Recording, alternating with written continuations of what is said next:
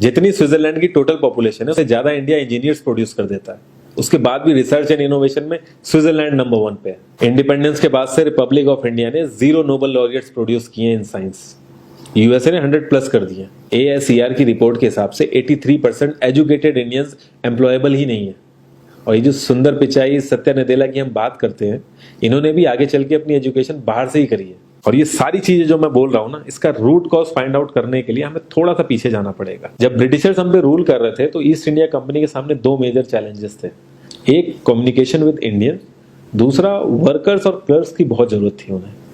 फिर Thomas Babington McCoy ने हमें इंग्लिश एजुकेशन एक्ट ऑफ 1835 दिया, जिससे उनके दोनों पर्पस पूरे हुए। पहला, उनको बंदे चाहिए थे जो चुपचाप डेस्क पे बैठे, अपना काम करें, क्वेश्चंस ना करें और ज्यादा क्रिएटिव ना हो। Second, communication in English. English सबसे ज्यादा बोले जाने वाली लैंग्वेज नहीं है, उसके बाद भी इंग्लिश एक लैंग्वेज की बजाय एक क्लास बन गया इंडिया में।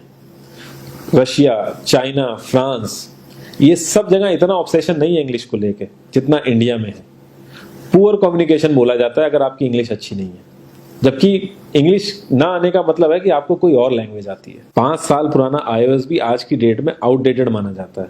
लेकिन इतनी इंपॉर्टेंट चीज हमारा एजुकेशन सिस्टम आज भी बस थोड़े से चेंजेस के साथ ऐसे ही चल रहा है। हमारे एजुकेशन सिस्टम में रटने का कंपटीशन होता है, जो ज्यादा रट लेता है उसके ज्यादा मार्क्स आते हैं। अब 95% जिसके संस्कृत में आए हैं वो भी संस्कृत नहीं बोल पा रहा है। और बेसिक हिस्ट्री होने की बजाय इतनी मोटी मोटी किताबें हैं हिस्ट्री की जिसका कोई मतलब नहीं है। अगर आज की डेट में आपको कुछ भी पता करना, आप गूगल से पता कर लोगे, उसके लिए आपको याद करने की जरूरत नहीं है इतना कुछ। और ये गवर्नमेंट स्कूल में हर क्लास में इंग्लिश का सब्जेक्ट है। 12-12 साल लगाने के बाद भी लोग इंग्लिश नहीं बोल पा रहे हैं। और बिना किसी बुक को पढ़े 5 साल का बच्चा सीख लेता है, क्योंकि उसको वैसा एनवायरमेंट मिल जाता है। A+B का whole square is equal to A² + B² + 2AB। इसका रियल लाइफ में क्या यूज है किसी को नहीं पता, न प्रिंसिपल, न टीचर, न बच्चे, बस पढ़ाई चले जा रहे हैं। हो सकता है इसका कुछ मतलब हो, लेकिन आप ट्राई करके देख लेना, किसी को नहीं पता।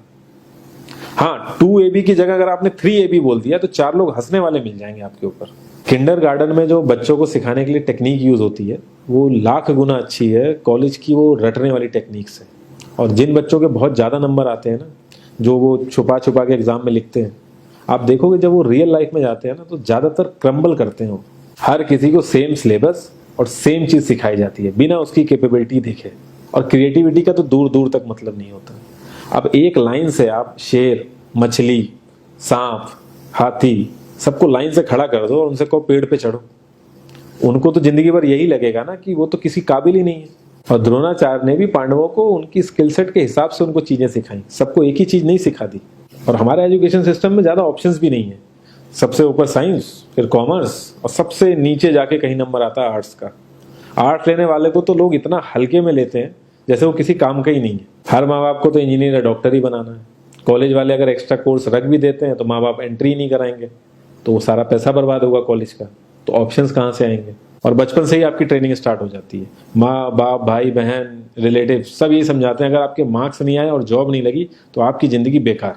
और लाइफ की क्रिएटिविटी को आप रखते हो साइड में, और ये अच्छे मार्क्स और अच्छी जॉब पाना आपका सपना बन जाता है। अब ये सपना पूरा हो जाता है तो बहुत बढ़िया है, दूसरे को जेलस फील कराओगे, नीचा फील कराओगे। और इस छोटी सी उम्र में अगर सपना टूट जाता है तो सेल्फ डाउट में आ जाओगे। इतना बाहर वाले आपको नीचा नहीं समझेंगे जितना आप खुद की नजरों में गिर जाओगे। आप किसी भी 4-5 सक्सेसफुल आदमियों के बारे में सोच के देखिए जिन्हें आप बहुत सक्सेसफुल मानते हो या जिनकी तरह लाइफ आप जीना चाहते हो। मैं ये कह सकता हूं कि वो इस एजुकेशन सिस्टम की वजह से तो सक्सेसफुल नहीं होंगे, चाहे वो जो भी हो। धीरू भाई अंबानी, विराट कोहली, आमिर खान, नरेंद्र मोदी, ये सब हमारे इस करंट एजुकेशन सिस्टम के ट्रैप में नहीं फंसे। इन्होंने खुद सीखा, खुद एजुकेट हुए और खुद आगे बढ़े। किसी कंपनी के सीईओ को अगर ये कहा जाए कि आप अपनी कंपनी के सारे डिपार्टमेंट में इंटरव्यू दीजिए, तो कोई गारंटी नहीं है कि वो सारे डिपार्टमेंट के इंटरव्यू निकाल लेगा। और ये भी हो सकता है कि वो आधे से ज्यादा डिपार्टमेंट के लिए क्वालिफाई ना करे एजुकेशन वाइज, लेकिन वो पूरी कंपनी चला सकता है। तो ये जो एक स्किल है, इसके बारे में बात क्यों नहीं होती? लोग अपनी 25% से ज्यादा जिंदगी इस करंट एजुकेशन सिस्टम में लगा देते हैं ताकि अपने से कम पढ़े लिखे आदमी की कंपनी में जाके उसके सपने पूरे कर सकें। इंडिया का जो करंट एजुकेशन सिस्टम है, अगर वो इतना ही अच्छा है तो जो भी सेलिब्रिटीज हैं, पॉलिटिशियंस हैं, वो अपने बच्चों को बाहर क्यों भेज रहे हैं पढ़ने के लिए? इनफैक्ट पॉलिटिशियंस के साथ तो ऐसा करना चाहिए, जिस एरिया से वो जीते हो उसी एरिया के गवर्नमेंट कॉलेज में उनके बच्चे को पढ़ना कंपलसरी हो जाए, तभी वहां के गवर्नमेंट कॉलेज सुधर सकते हैं। 368 प्यून की जॉब के लिए 1.5 लाख ग्रेजुएट और 24,968 पोस्ट ग्रेजुएट ने अप्लाई किया। मैं IAS PCS की तो बात नहीं करता हूँ, वो तो एक पैशन की बात होती है, लेकिन कुछ लोग 5-5, 6-6 साल से तैयारी कर रहे हैं कि कोई भी गवर्नमेंट जॉब मिल जाए उन्हें। उनसे पूछोगे क्यों ऐसे इतने टाइम से लगे हुए हो, तो वो एक ही चीज़ बोलेंगे कि जॉब सिक्योर है। मतलब आप काम नहीं भी करोगे तो आपको निकाला नहीं जाएगा।